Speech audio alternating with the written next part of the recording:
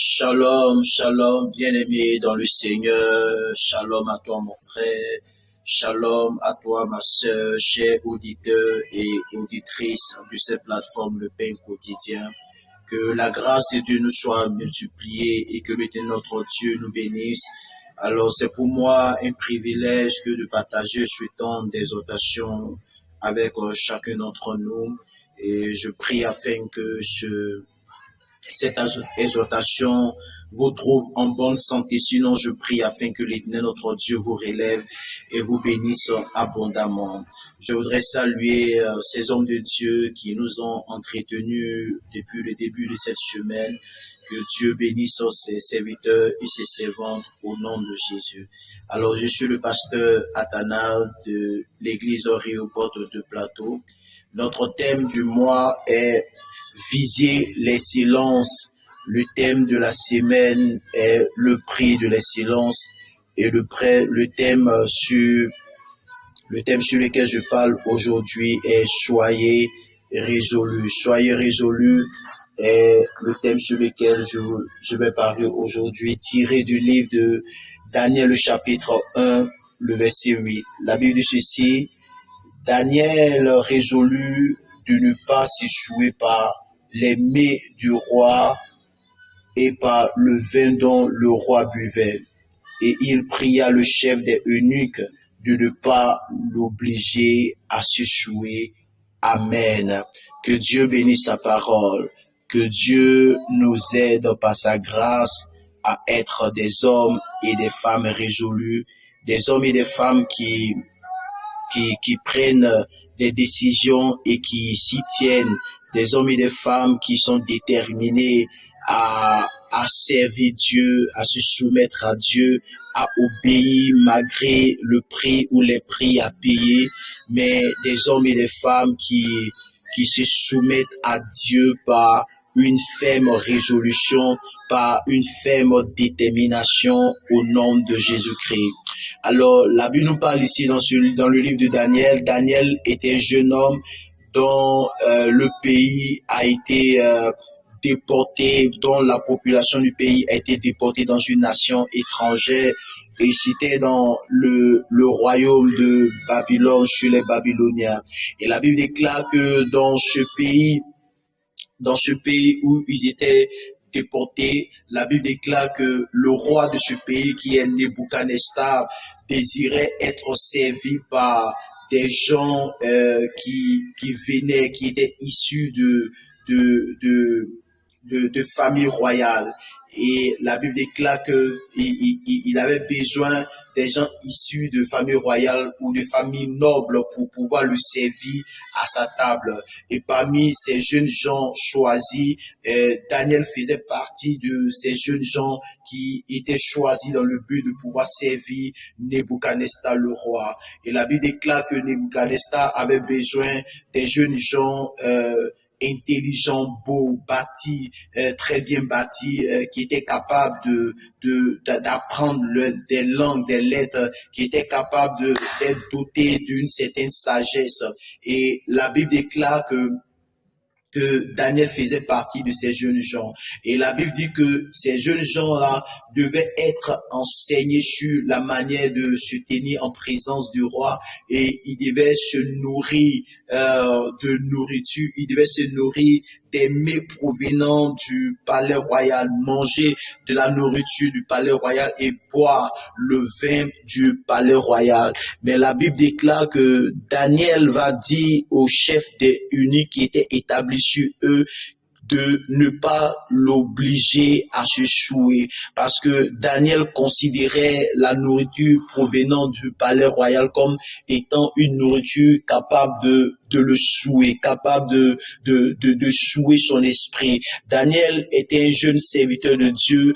Daniel craignait l'Éternel et Daniel avait un dépôt de l'Esprit de Dieu en lui. Et Daniel ne voulait pas que la nourriture provenant de ce palais royal souille le dépôt de Dieu en lui. Vous savez, par moment, quand vous transportez la chose de Dieu, par moment, quand vous transportez l'Esprit de Dieu, le don de Dieu, vous devez à tout prix éviter de vous faire souiller spirituellement parce que la souille peut vous déconnecter de la présence de Dieu, ou la souille peut vous empêcher d'accomplir le plan de Dieu pour votre vie, pour votre destinée. Dieu peut cesser de faire ce qu'il a prévu de faire avec vous si vous continuez à vous souiller. Écoutez, la souille ici, c'était la nourriture, mais la souille de nos jours peut être beaucoup d'autres choses, beaucoup de choses dans notre vie, dans notre quotidien sont comme des aliments souillés que nous prenons qui nous déconnectent de notre Dieu.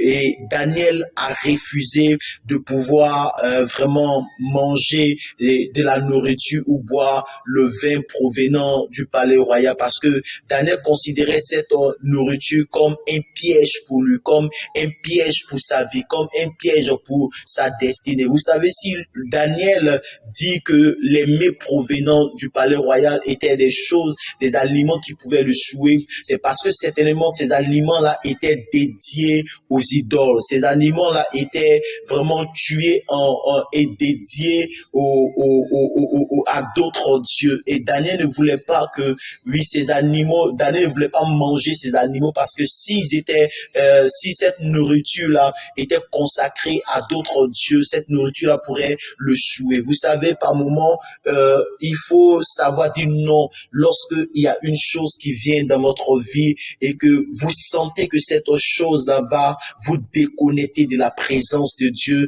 va vous déconnecter du Dieu que vous avez longtemps servi. Vous savez, Daniel est déporté à Babylone et il se retrouve à servir le roi et à manger la nourriture provenant du palais royal. Daniel n'a pas considéré cela comme une promotion. Il n'a pas considéré cela comme un avantage, comme un privilège.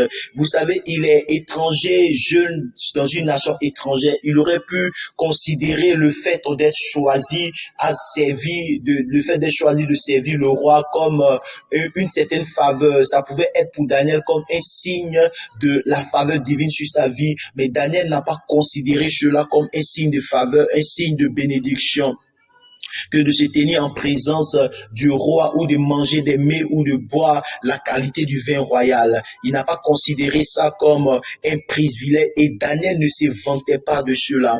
Daniel ne se vantait pas de cela. Daniel avait un dépôt de l'Esprit de Dieu en lui. Daniel avait un dépôt de Dieu en lui et ce dépôt de Dieu ne devait pas être corrompu par la nourriture du palais royal. Vous savez que je le disais tantôt, quand vous transportez quelque chose de Dieu, quand vous avez un dépôt de l'Esprit de Dieu en vous, vous devez faire attention aux choses qui peuvent vous souiller, aux choses qui peuvent vous déconnecter de ce que Dieu veut faire. Vous savez, parmi ces jeunes gens du temps de Daniel qui fut choisi, certainement d'autres ont dû se corrompre, d'autres ont dû manger cette nourriture. Mais nous voyons le résultat dans les années qui ont suivi. C'est que les années qui ont suivi, le roi de cette nation va faire un songe et aura besoin d'interprétation et personne n'a pu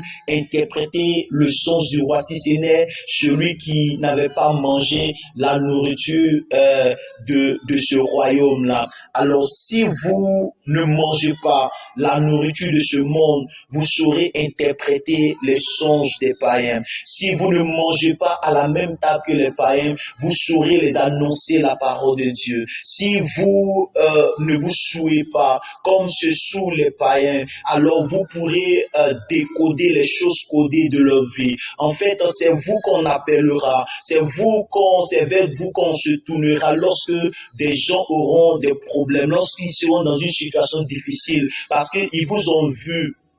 Ils vous ont vu être différents d'eux. Ils vous ont vu être différents d'eux dans votre manière d'être, dans votre manière de parler, dans votre manière de comprendre les choses. Ils ont vu la différence chez vous. Ils ont vu que vous ne vous êtes pas mélangé à eux, que vous avez gardé votre position et la fidélité que vous avez de votre Dieu, la fidélité à votre Dieu, malgré qu'il était dans une nation étrangère et que son peuple a été déporté en esclavage.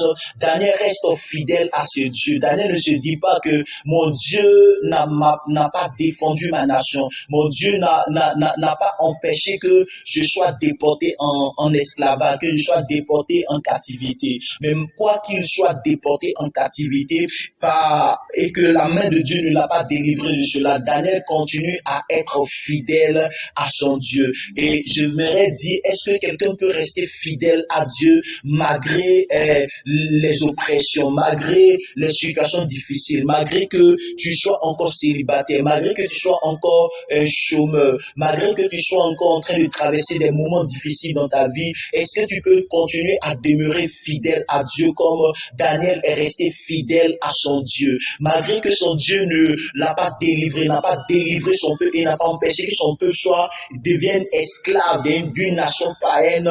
Daniel reste fidèle à l'Éternel. Vous savez, Dieu ne va pas toujours nous délivrer. Par moments, Dieu veut éclater sa puissance, manifester sa puissance en permettant que vous soyez esclaves pour un temps, en permettant que vous passez par des moments difficiles. Et Dieu voudrait tester votre loyauté et votre fidélité. Et Daniel s'est montré fidèle à son Dieu, même dans les difficultés et dans les problèmes. Et étant même dans ces difficultés, au fond de ces problèmes, il est resté fidèle à son Dieu. Daniel a été résolu dans son cœur. Il a pris cette résolution de rester fidèle à Dieu, de s'attacher au Seigneur son Dieu, et ici est tenu. Et je voudrais qu'il y ait parmi nous des hommes et des femmes qui prennent des résolutions. La résolution est une ferme décision qui nous permet d'agir avec ténacité, avec courage pour avancer. C'est une forte conviction qui nous donne de rester fondé par rapport à une décision que nous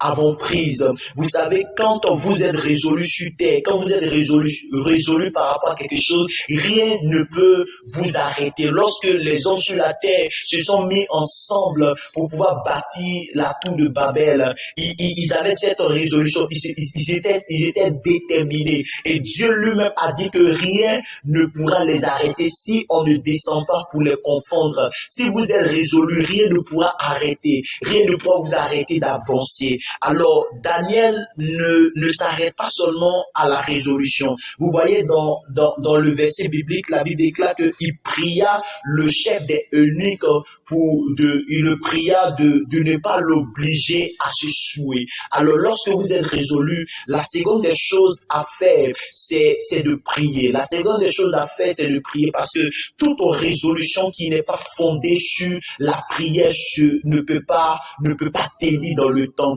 Si vous avez pris la résolution de ne pas vous souiller, la résolution de ne pas pécher, la résolution de ne pas vous éloigner de Dieu, et que cette résolution n'est pas fondée sur la prière, si votre résolution n'a pas pour fondement la prière, vous finirez par tomber, vous finirez par tomber, vous finirez par vous éloigner, par violer votre alliance, parce que vous n'avez pas fondé cette résolution sur la prière. Alors, je veux vous encourager. Il est bien de prendre une résolution. Si tu prends la résolution d'échapper à un péché, bien aimé, il faudrait que cette résolution soit sur la base de la prière. La prière, c'est la respiration du chrétien. La prière, c'est ce qui permet aux chrétiens de vivre devant Dieu. Sans la prière, vous ne pouvez pas respecter la décision que vous avez prise de vous tenir dans la présence de Dieu. Vous ne pourrez pas vraiment avancer comme il se doit.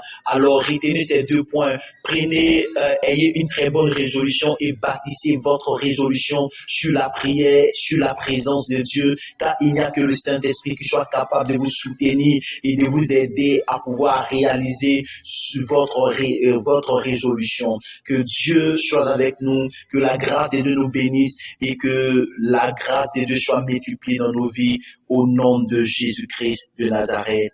Shalom chez vous.